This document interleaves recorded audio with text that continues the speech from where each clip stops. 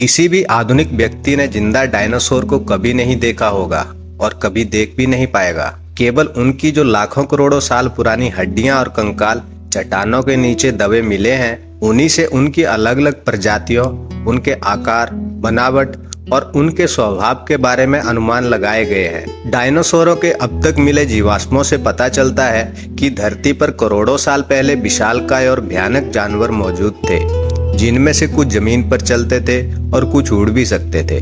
उन्हीं विशालकाय जानवरों को आधुनिक वैज्ञानिकों की तरफ से डायनासोर नाम दिया गया है। वैज्ञानिकों का मानना है कि डायनासोर लगभग 200 सालों तक जीते थे। हालांकि इस बात के पक्के सबूत नहीं मिले हैं। आधुनिक वैज्ञानिकों को डायनासोर का पहला जीवाश्म 1677 में मिला था।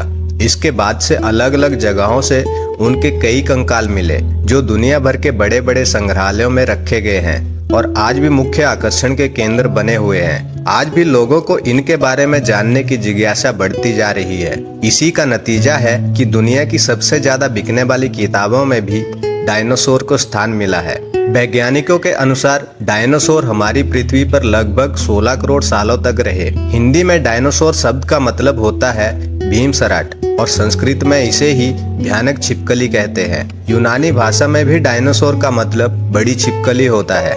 इन बड़ी और भयानक छिपकलियों को डायनासोर नाम साल 1842 में एक ब्रिटिश जीवाश्म विज्ञानी रिचर्ड ओवेन ने दिया था। डायनासोर नाम इसलिए दिया गया क्योंकि इनके जितने बड़े कंकाल मिले हैं, उनसे यही पता चलता है कि ये बहुत बड़े आकार के जानवर थे। हालांकि कुछ डायनासोर की प्रजातियां इंसान के बराबर तो कुछ इंसान से छोटी भी रही होंगी। डायनासोर की कुछ प्रजातियों के 6 मीटर ऊंचे और 30 मीटर लंबे कंकाल भी मिले हैं। ऐसा भी माना जाता है कि डायनासोरों की करीब 2468 प्रजातियां मौजूद थी, जिनमें से कुछ उड़ती भी थी।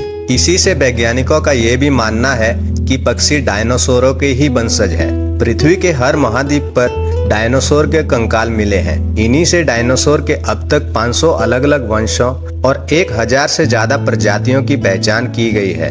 जो डायनासोर पानी के नजदीक रहते थे, उनके सबसे अच्छे जीवाश्म मिले हैं। जीवाश्म विज्ञानियों ने डायनासोरों के मिले अवशेषों से ही उनके बारे में काफी कुछ पता लगाने की कोशिश की है, लेकिन वे आज तक ये पता नहीं कर पाए हैं कि डायनासोरों का रंग कौन सा था।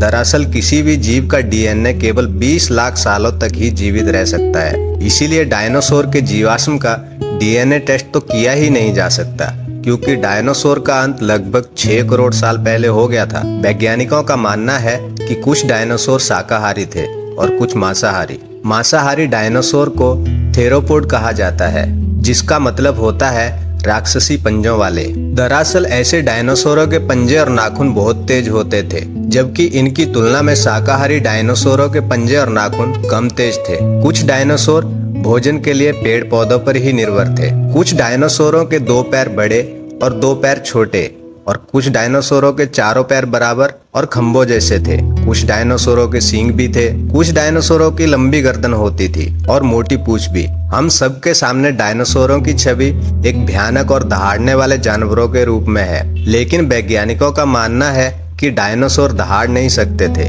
ये केवल मुंह बंद करके घुरघुरा सकते थे।